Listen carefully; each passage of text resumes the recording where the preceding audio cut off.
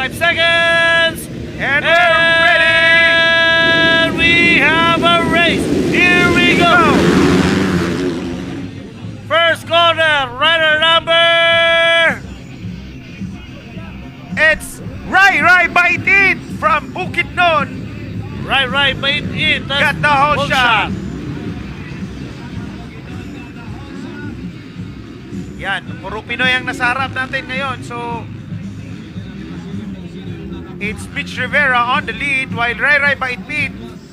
Puro Pilipino ang nasa harap ngayon. 1, 2, 3. And Bornok Mangoson on the third. And Joel Evans in the fourth place. Yan, so ang leading natin ngayon ay si Mitch Rivera. Followed by Bait It and Bornok Mangosong. Mangosong. With Joel Evans. So si Evans is on fourth, trying to overtake. That's rider number 81.